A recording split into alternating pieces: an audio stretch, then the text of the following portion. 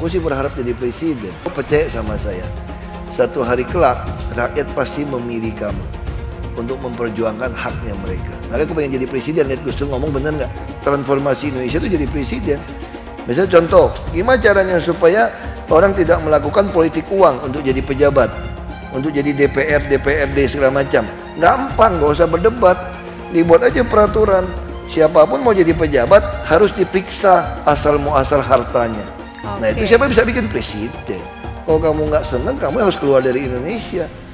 Kalau mau bubarkan Indonesia, mau ganti undang-undang, menang dulu di pemilu. Kamu kalau mau makar, ya ada tentara yang akan mengamankan Anda. Menjelang pemilu 2024, politik identitas itu adalah sebuah kewajiban. Kita harus akui bahwa dengan politik identitas itulah Rasulullah Shallallahu Alaihi Wasallam bersama para sahabat mampu menaklukkan sepertiga dunia ini dalam waktu yang sangat singkat. MUI, ormas yang dibesarkan oleh pemerintah, oleh negara, ormas yang disuapi oleh uang rakyat melalui APBN, berkuar-kuar seperti ini. Harus dilaksanakan politik identitas berbasis agama. Apakah mungkin kita meneladani perilaku pengurus inti, pengurus elit dari MUI seperti Muhyiddin Junaidi seperti ini? Karena berpotensi merusak tenun kebangsaan kita. Saya nggak buat salah aja difitnah, dikejar setengah mati. Orang ngomong biasa aja dilaporin ke polisi kok. Semua gaji saya buka. Pernah nggak kamu ketemu pejabat yang buka semua gaji begitu transparan? Pernah nggak pejabat yang nantang periksa harta saya sama pajak saya bayar, biaya hidup saya, gaya hidup saya? Dipanggil Tuhan kita udah siap kok. Kita tahu resiko melawan arus di republik ini. Revolusi harus begitu. Pak Jokowi revolusi pasti dapat perlawanan. Kalau Anda tidak dapat perlawanan, makanya saya tanya Anda, republik kita ini beres nggak hari ini? Tidak. Kalau tidak beres, kalau Anda tidak dilawan orang, berarti Anda sama dengan dia. Kalau cuma saya yang dipecat, terlalu murah buat republik ini. Saya bisa tahu yang mana nyolong, mana enggak. Begitu tahu saya mana nyolong, saya lock kunci. Makanya mereka selalu menolak IBAJET. IBAJET ini bisa saya sisir. Bisa dibayangkan nggak Jakarta 46% sekolahnya rusak. Padahal kita keluarkan 28% APBD untuk sekolah. Jadi itu yang terjadi di DKI. Saya mau tanya, sungai-sungai bersih nggak sekarang di Jakarta? Manggarai pernah siaga 1 nggak sekarang? Nggak ada. Itu permainan aja dulu. Mana ada? Oh, kemarin juga nggak bakalan banjir istana kalau PLN nggak matiin lampu 2 jam. Dan melihat hasil operasi tangkap tangan yang dilakukan oleh pihak KPK, ya terus terang sangat mengapresiasi pihak KPK. Namun demikian ya, publik juga banyak yang bertanya-tanya juga. Terus bagaimana dengan kasus korupsi yang ada di DKI Jakarta? Nah, gimana kasus itu? Kan pertanyaannya seperti itu, bener gak? Publik ini banyak yang bertanya-tanya tentang itu. Jangan sampailah KPK ini masuk angin ketika menghadapi kasus dugaan korupsi yang ada di wilayah DKI Jakarta. Ya jangan lagi cuma bernarasi, kami sedang memonitoring, kami sedang mencium, kami sedang mengendus, dan kami sedang mendalami. Lah kalau narasi-narasinya itu cuma selalu seperti itu ya, terus kapan pelakunya ini ditangkap? Dan terkait dengan kasus dugaan korupsi Formula E ini, lagi-lagi pihak KPK ini cuma bisa mengatakan Anies Baswedan berpotensi melanggar aturan. Nah, kalau aturan ini dilanggar oleh Anies Baswedan ya, maka apa yang harus dilakukan oleh KPK? Ya menahan Anies Baswedan lah, bener gak? Pendukung Anies Baswedan ini berpikir junjunannya ini bersih suci, yang lain penuh dosa. Padahal Anies Baswedan itu sudah dilaporkan 2 kali ke KPK atas dugaan korupsi. Oi, move on dong lo. Kalah pilkada sampai sekarang gak bisa move on. Woi Kadrun, ini bukan masalah pilkada, ini masalah duit rakyat APBD. Emang tuh duit nenek lo. Jadi bukannya kita nggak bisa move on, Ron, tapi memang gubernur ente suka nyebelin. Sebenarnya jika orang-orang yang sedang mabuk cinta kepada Anies Baswedan mau berpikir sejenak pakai otak, saya rasa sulit bagi mereka untuk menunjuk satu aja karya Pak Anies yang benar-benar berfaedah. Saya cuma bisa bilang selamat berkarya Pak Anies, walaupun tak berguna. Netizen juga rupanya sudah nggak sabar sehingga selalu bertanya kepada KPK, kapan Anies Baswedan ditangkap? Mereka rindu Anies pakai rompi oranye KPK sambil dadah-dadah seperti banyak koruptor lainnya yang malah bangga dengan korupsi karena itu kejahatan yang bergengsi. Selama ini Anies dianggap sebagai the untouchable dari banyak kasus yang mengarah ke dia. Sejak Novel Baswedan, saudara sepupu Anies, nggak lagi ada di KPK, pintu masuk untuk menyelidiki kasus korupsi di Jakarta itu sekarang terbuka lebar. Nggak ada lagi penghalang buat KPK untuk mulai menyelidiki banyak kasus yang ada di Jakarta. Anies Baswedan kembali identik dengan politik identitas. Karena ada selebaran yang mempromosikan terkait Anies Baswedan disebarkan di sebuah masjid. Tampaknya pendukung Anies Baswedan mulai memakai strategi lama. Kalau pada tahun 2016, 2017 hanya Jakarta menjadi arena bagaimana masjid dijadikan sebagai panggung politik, tampaknya untuk tahun 2024 politisasi rumah ibadah, politisasi agama akan diperluas ke seluruh Indonesia. Saya sebagai warga Jakarta sampai saat ini tidak bisa menemukan apa prestasi Anies Baswedan yang bisa dibanggakan. Sebut saja misalnya apa? JIS yang pembangunannya triliunan rupiah, yang ternyata 80% budgetnya mengutang dari pemerintah pusat. Ya kalau ngasih utang, ya siapapun bisa membangun. Tapi sayangnya sampai saat ini masih jadi kontroversi karena JIS dianggap tidak layak oleh PSSI untuk mengadakan pertandingan yang serius. Informasi ini semakin meneguhkan bahwa Anies Baswedan adalah bapak politik identitas di Indonesia. Salam.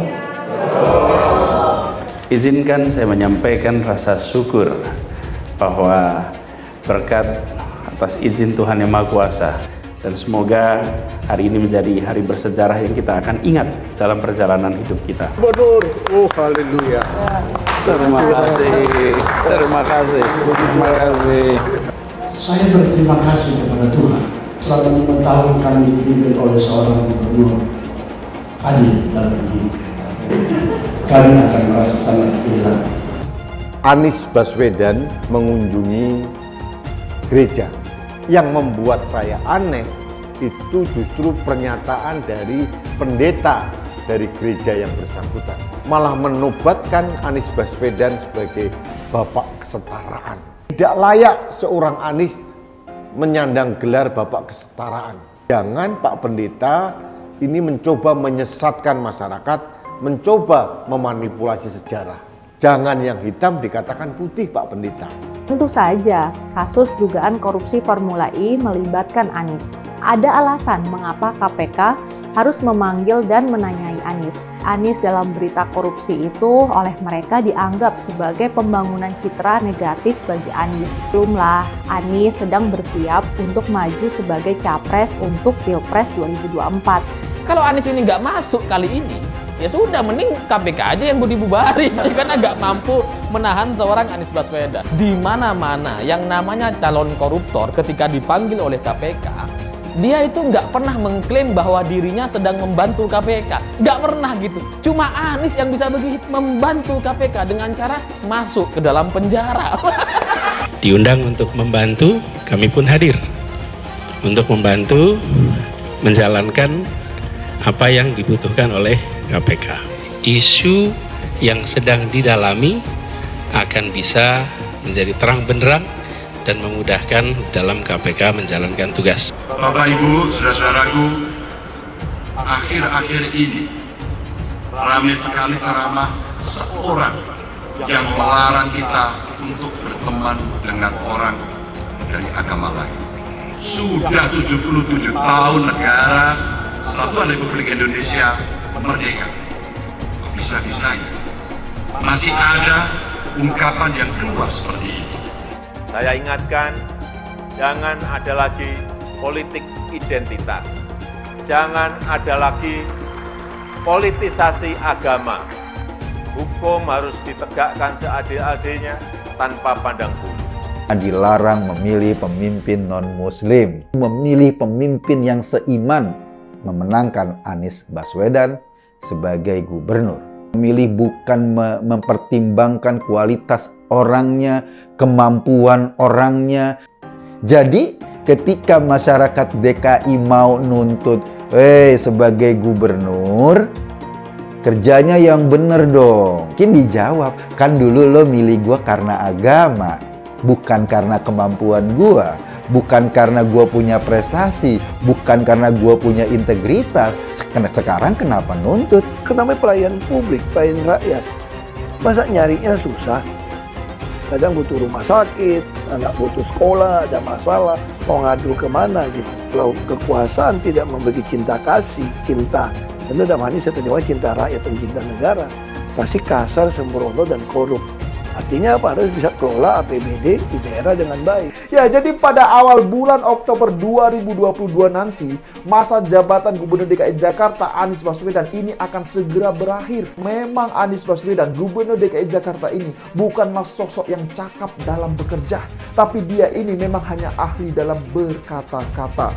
Ya, kita tahulah sebelumnya Anies Baswedan ini sibuk mengganti nama normalisasi menjadi naturalisasi, rumah susun menjadi rumah lapis, penggusuran menjadi penggeseran, dan bahkan ya nama-nama jalan juga diganti hingga pada akhirnya penggantian itu pun ditolak oleh warganya sendiri. Memang parah sekali gubernur pecatan Pak Jokowi ini.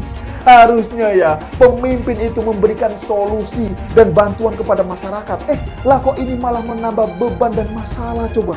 Ya tapi begitulah namanya juga gubernur hasil politisasi agama. Gubernur yang dipilih oleh pengasong politik identitas. Jadi ya wajarlah jika tidak bisa bekerja, bener kan? Ya teruslah bekerja walau tak berguna. Jujur saja ya, saya jadi bertanya-tanya, apakah semua kejadian ini adab atau karma? Penjajahan di depan mata itu di Jakarta. Kita semua pribumi ditindas, kini saatnya kita menjadi tuan rumah di negeri sendiri. Saya bilang, Miss, ente nggak bisa jadi presiden. Kenapa? Karena presiden adalah orang Indonesia asli, saya bilang. Anies Baswedan belakangan ini tampil sebagai sosok toleran yang menghargai keberagaman. Mereka yang baru saja mengenal Anies mungkin akan dengan mudah terpesona dengan kata-kata dan langkah Anies. Kalau sekarang dia bicara soal persaudaraan antar umat, saya yakin dia tidak sungguh-sungguh meyakininya. Percaya? Saya sih nggak percaya. Anies memang sangat pintar merangkai kata-kata. Kita tak perlu percaya bahwa Anies adalah sosok pembela pluralisme dan toleransi. Ini loh pejabat A kelakuannya ini, bohongnya ini, B ini, ada sebarin, pusing ya. Sebagai orang beriman, jabatan itu amanah Tuhan. Tapi kamu lakukan melanggar aturan Tuhan untuk mendapatkan jabatan itu. Berarti jabatan bukan amanah Tuhan, amanah hantu. Rakyat yang butuh pejabat yang jujur gitu. Terus saya tanya, kenapa mau pilih saya? Ya, kamu jujur. Sama kayak korupsi gitu kan. Ketahuan arus orang marah-marah nggak kepilih, ya sudah. Kan saya kan cuma 2 aja. Bukan minyak babi ya, asing-asing, Cina lah, kafir lah. Lo mau tahu nggak sumur resapan yang ngabisin anggaran beratus miliar itu meresap air agar masuk ke dalam bumi sesuai dengan sunatullah. Tetapi ternyata sumur ini tidak meresap air, malah airnya itu menggenang di sumur-sumur itu. Sumur resapan itu sekarang harus disiapin pompa untuk menguras air di sumur resapan. Kalaupun dia harus makan babi sepanjang jadi presiden, mungkin akan dilakukan. Bapak Politik Identitas Indonesia Anies Baswedan, Bapak Intoleransi Indonesia Anies Baswedan, jangan lupakan, jangan terlena, jangan sampai dia pecahkan kita dengan dagangan ayat dan mayatnya. Air itu turun dari langit, turunnya ke atap rumah langsung sumber bor, bukan ke sungai dan ke laut. Jangan sampai Indonesia jatuh ke tangan pembohong. Jangan sampai Indonesia jatuh ke tangan Anies Baswedan. Anies Baswedan pasti akan mempertanggungjawabkan segala perbuatannya. Perbuatan kelebihan dana, kelebihan anggaran, kelebihan bayar. Di semua proyek-proyek Pemprov DKI dan semua kroni-kroni dan kroco-kroco Anies Baswedan juga akan mempertanggungjawabkan semua perbuatannya. Dan ya pastikan itu sebelum Pilpres 2024. Apalagi sekarang JIS ini, kayaknya pastikan itu juga pasti ada kelebihan bayar. Pasti ada koruptornya di situ. Tinggal KPK menyelidiki anggaran yang ada di JIS dan Habis itu baru hajarlah formula E. Kamu mau panggil saya hadap Tuhan Allah pun yang benar gua hadapin. Apalagi cuma BPK. Tenang, kalau BPK sudah periksa, nyatakan tidak ada kerugian, aman lah kita. Ada oknum BPK masuk penjara tuh DKI itu. Dikatakan cuma salah bayar atau kelebihan bayar mungkin ya. Jadi kalau saya pasti ada proses. Kalau BPK menyatakan tidak ada kerugian negara, aman Anda. Anda mungkin benar, kalau ada oknum BPK nyatakan Anda salah, selesai Anda. Kalau orang dulu mempersoalkan KPK mesti direvisi undang-undangnya, saya kira BPK yang harus direvisi undang-undangnya juga. Ini sebenarnya kasus korupsi. Kelebihan bayar ini sebenarnya ya, kalau secara hukum saya melihatnya ini sebenarnya bisa jadi kasus korupsi. Gitu. DKI yang kita harapkan, Anies Baswedan yang begitu jelas Islamnya, 4 tahun 8 bulan jadi gubernur. Mana peraturan pergub saja yang melarang migrasi? Mana perda Islam apalagi? Yang akhirnya tidak berani juga menegakkan hukum. Banjir tetap banjir, macet tetap macet, kriminalitas Jakarta. Anda tahu, 2 menit sekali terjadi pencurian. Sekarang orang sedang euforia, dia mau dicapreskan. Bagaimana umat terjebak lagi, bodong lagi, masuk lagi. Kalau misalnya memang Anies itu mau maju dan dia tekad mau menegakkan hukum Islam dan menyatakan perlawanan, saya peduli. Tapi dia tidak lakukan itu. Mas Anies harusnya sudah membuat relokasi untuk orang-orang di Kampung Bayam. Sampai hari ini belum juga. Banyak juga yang udah kita omongin, kita minta gitu ya, belum dijalanin juga gitu. Jangan hanya konsentrasi pada pembangunan benda-benda mati yang indah difoto dan bisa ditunjukkan dalam 5 tahun hasilnya. Kalau kita mau menilai sebuah janji, maka lihat janjinya atau lihat kenyataannya. Dulu janjinya apa ya? Jangan panik kalau lawan itu punya terobosan. Tawarkan yang lebih baik.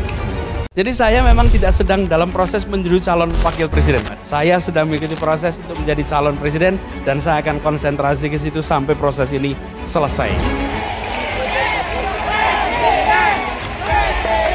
Soal presiden bukan soal cita-cita, ini soal misi. Dan untuk soal misi, saya katakan siap, saya akan jalani misi ini. Dan ini melawan sunatullah. Kenapa?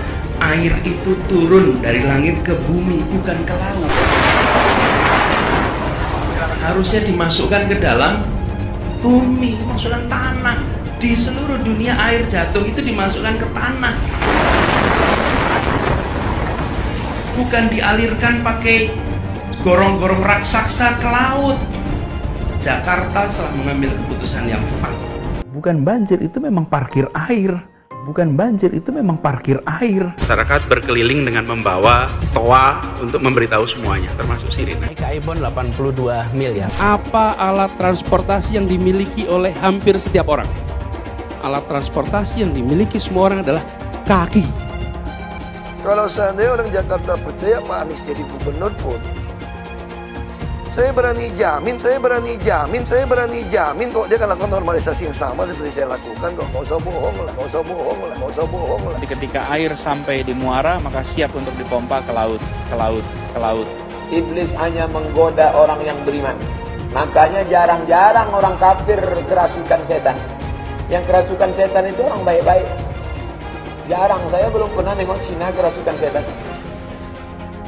Pernah tak Ahok itu kerasukan setan? Enggak, setannya juga. Karena sesama setan dilarang saling menggoda. Karena di salib itu ada jin kafir. Haleluya. Kepalanya ke kiri apa ke kanan?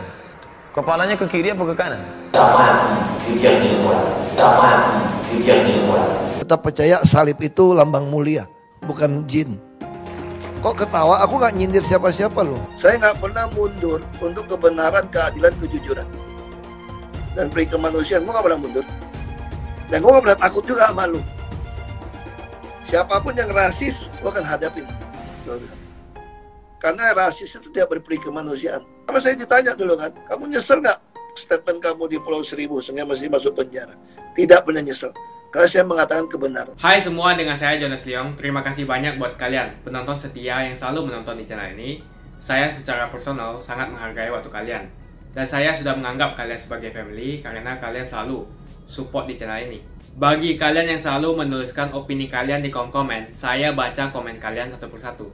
Saya baca komen kalian untuk mengetahui opini kalian, tanggapan kalian, dan masukan kalian sangat berguna untuk video selanjutnya. Terima kasih banyak buat kalian yang selalu menekan tombol like di awal video. Video seperti ini membutuhkan waktu dan juga research. Dan ini semua gratis untuk kalian. Jadi pastikan kalian menekan tombol like-nya supaya saya mengetahui kalian menyukai konten yang saya bagikan. Saya frustrasi, habis mau tabok pejabat jadi pabrik saya tutup. Masih bujangan saya tahun 95. Lalu kurang ajar, ngeyel pejabatnya. Dia bilang gini, nasib pabrik kamu tergantung saya. Kalau saya bilang tutup, tutup. Saya bilang enak aja nasib pabrik saya tergantung kamu. Tergantung saya dong mau tutup atau enggak. Dia berpikir kan saya takut bangkrut kan. Saya nggak peduli. Minimal dia saya tabok aja udah pikir gitu. Ya udah dia lari, dia kecil untung nggak pegang pistol gitu kan. Sempet tabok beneran ini? Nggak kedapat tabok, kan dia udah lari, dia ketakutan ditangkapin. Makanya saya bilang nggak sempat ada pistol kan. Ya udah, saya ditutup pabrik ini yang ditutup. Ya saya pulang sampai di rumah, bapak saya udah tungguin kan jaraknya 45 km dari pabrik. Udah dengar dari radio, bapak saya bilang lupa ya sama pepatah Tiongkok gitu loh. Orang miskin yang lawan orang kaya jangan nantang pejabat. Ya lu bangkrut lu sekarang lu. Menantang pejabat. Ya udahlah Pak, saya bilang saya mau pindah Kanada saja. Ya percuma tinggal di Indonesia kalau gitu. Yang BUMN aja kerjain kita kayak begitu, nggak cocok nih hidup ini. Bapak saya bilang nggak boleh. Yang kenapa Pak? Rakyat butuh kamu. Saya butuh apa Pak? Muka minyak babi kayak kita gitu kan. Wah Bapak saya marah. Bapak saya kamu percaya sama saya. Kamu kita yang orang kaya ya, dan kita yang termasuk berpendidikan kayak kamu punya pabrik itu besar saja dikerjain, apalagi rakyat miskin. Nah saya sekolahkan kamu untuk hari ini supaya kamu sadar betapa susahnya jadi rakyat biasa. Nah makanya kamu harus di sini perjuangkan nasib mereka. Kamu percaya sama saya, satu hari kelak rakyat pasti memilih kamu untuk memperjuangkan haknya mereka. Itu terjadi 10 tahun kemudian. Aku sih berharap jadi presiden. Kepikir jadi presiden itu setelah jadi bupati baru kepikir gitu loh. Tadi saya juga nggak suka politik. Saya nggak pernah masuk ke organisasi ormas pemuda manapun, AMPI, KNPI, OSIS sekolah aja saya males, nggak pernah. Senat mahasiswa juga nggak pernah. Nah saya masuk ke politik kan cuma gara-gara nggak sanggup nolong orang miskin terlalu banyak. Udah pikiran saya seperti itu aja. Buat jaminan pendidikan, kesehatan pada seluruh rakyat. Supaya apa? Termasuk rumah, bedah rumah, jalan. Supaya rakyat itu tidak ke rumah saya minta uang. Kita nggak bantu, nurani kita kasihan. Orang sakit mau sekolah gimana? Kita bantu, kita nggak ada uang juga. Kan terbatas. Ya, saya kayak orang bego aja di dalam situ, lawan semua kan. Nah, saya juga nggak pernah kepikir ada pemilihan langsung. Kalau pilih DPRD pasti kalah kita kan. Ada pemilihan langsung. Langsung rakyat bilang, Pak jadi bupati kami Pak. Ya mana bisa, turunan Cina, Kristen lagi. Kami nggak peduli Pak, Bapak maju aja. Nggak ada duit kampanye nih. Nggak apa-apa Pak, nggak ada kaos, nggak apa-apa. Jadi saya menjadi bupati tidak memakai jadwal kampanye KPUD. Nggak ada uang soalnya. Tahu-tahunya dipilih rakyat 37,13% dari 5 pasang. Nah, jadilah bupati. Jadi bupati, ya saya segera membuat sistem kayak BPJS Kesehatan ini udah saya lakukan tahun 2006 di Belitung Timur. Ya sudah, saya pikir mau ngapain lagi, duit terbatas. Lalu saya mau ditemukan lagi, orang tua ini ternyata banyak yang mau mati. Kenapa? Nggak ada pensiun. Nah saya pengen ada pensiun pertama di kampung saya. Ternyata kabupaten nggak cukup, mesti provinsi. Nah saya pengen, udah kalau itu provinsi pertama di Indonesia yang ada pensiun untuk orang-orang tua. Walaupun 150.000 bisa dia hidup. Saya tawarkan ke gubernur, dia nggak mau. Malah dia bilang, udah jadi gubernur aja lawan saya, kira-kira gitu loh. Saya tawarin dia nggak mau, dia nantang saya, ya sudah. Tapi saya nggak ada partai, semua partai 0, udah dibeli-beli nih. Saya lapor ke Gus Dur. Gus Dur tertarik. Saya bilang mau bikin pensiun pertama seluruh Indonesia. Makanya Gus Dur dukung. Ya udah, kumpul partai. Saya lapor partai, Gus Dur dukung nih. Udah ikut partai 0, kekumpulah 12 partai. Dicurangin. Nah, laporan tidak resmi sih saya menang 7.000. sampai jam 5 sore, lalu mati lampu, tiba-tiba nambah 21.000, saya kalah 14.800. Bawa ke Mahkamah Agung, ada calo nawarin mau nggak nyogok. Kalau nyogok bisa menang. Nah, ya saya lawan, ketemu Gus Dur. Gus Dur masih cuci darah di RSCM. Saya bilang, Gus, ini gimana? Gus Dur bilang lawan aja. Nanti kalau rusuh gimana, kan dia ancam. Gus Dur bilang kirim aja banser 2.000. Nanti Gus, kalau orang mati gara-gara kita gimana Gus? Terus dia diem. Udahlah Gus, orang turunan Cina nggak bisa jadi gubernur Gus. Marah Gus Durnya. Siapa bilang jadi presiden aja bisa kamu? Nah itu Gus Dur. Makanya aku pengen jadi presiden, lihat Gus Dur ngomong bener nggak? Makanya saya pikir memang di Indonesia kalau menyelesaikan masalah memang jadi presiden. Presiden Indonesia itu sangat berkuasa. Jadi makin enak ngatur transformasi Indonesia itu jadi presiden. Misalnya contoh, gimana caranya supaya orang tidak melakukan politik uang untuk jadi pejabat, untuk jadi DPR, DPRD segala macam. Gampang, gak usah berdebat. Dibuat aja peraturan. Siapapun mau jadi pejabat harus diperiksa asal muasal hartanya. Kalau hartanya tidak sesuai dengan pajak yang dia bayar, dengan biaya hidup dia, maka kamu nggak boleh jadi pejabat. Itulah rekonsiliasi. Kamu nikmatinlah uang kamu yang nggak jelas, nggak apa-apa, kita ampunin.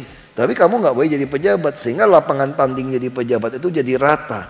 Jadi orang jujur yang mau mengabdikan, PNS yang mau mengabdikan diri jadi pejabat, tidak melawan koruptor gitu loh. Nah itu siapa bisa bikin presiden? Panggil, ditanya dari Pak Prabowo, saya minta Pak Ahok untuk menjadi wakil gubernur DKI, iya, mendampingi Pak Jokowi.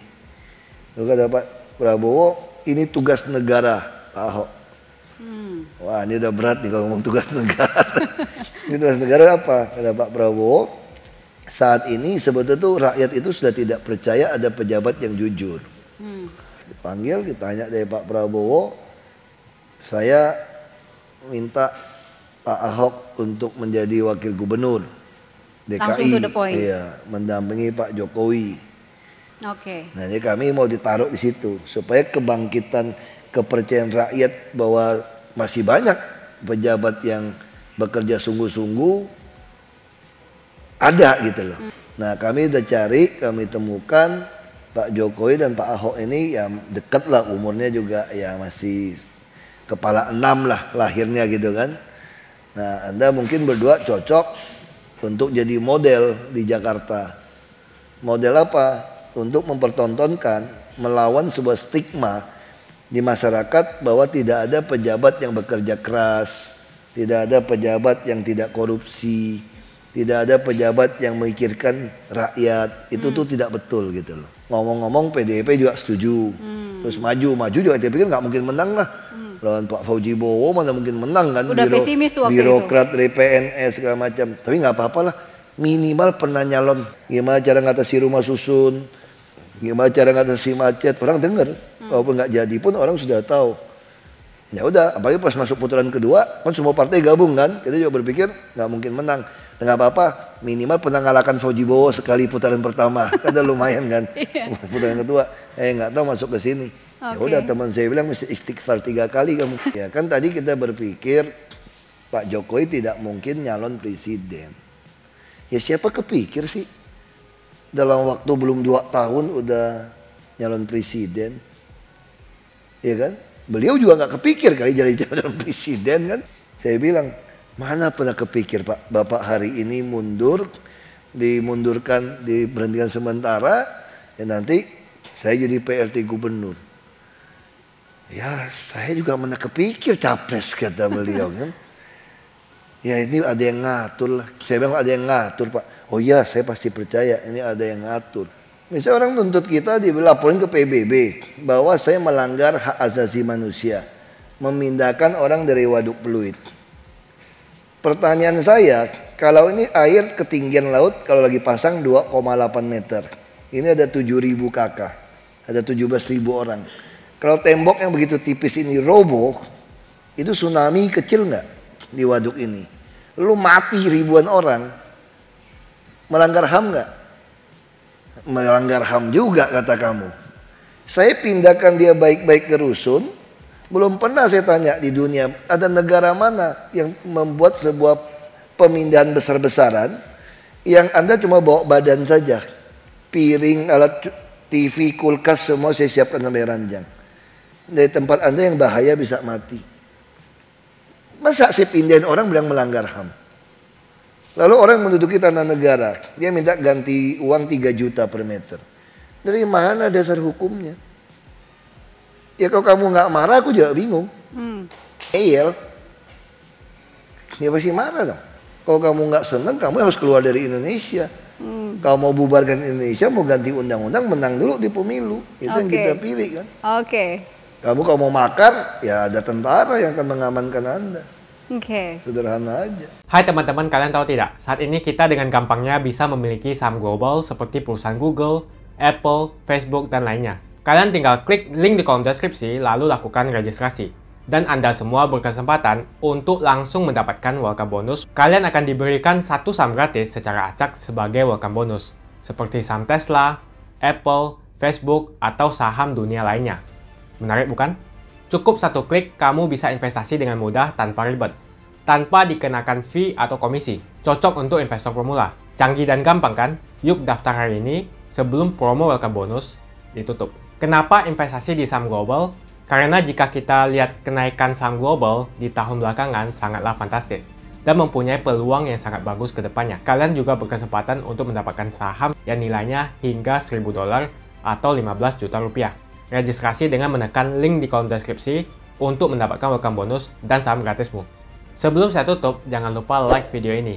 Cuma deposit, kalian sudah bisa langsung mendapatkan cuan. Ajak teman-temanmu untuk berinvestasi di saham Amerika karena peluang dan potensi yang sangat bagus berinvestasi di saham yang berskala global. Makasih banyak buat kalian yang nggak skip dan nonton video ini sampai habis. Saya secara personal sangat menghargai waktu kalian. Makasih banyak buat kalian yang sudah tekan tombol subscribe dan makasih banyak buat kalian yang sudah tekan tombol loncengnya. Jangan lupa bagikan informasi ini ke teman atau family Anda. Mungkin teman atau family Anda membutuhkan investasi ini. Oke guys, sekian dulu dari saya. Jangan lupa follow Instagram saya di @johannesleongofficial untuk kata-kata motivasi setiap harinya. Bagi kalian yang termotivasi nonton video ini, ayo like video ini dan subscribe di channel ini. Dan buat kalian yang sudah subscribe di channel ini, jangan lupa tekan tombol loncengnya supaya kalian mendapatkan notifikasi setiap kali saya upload video.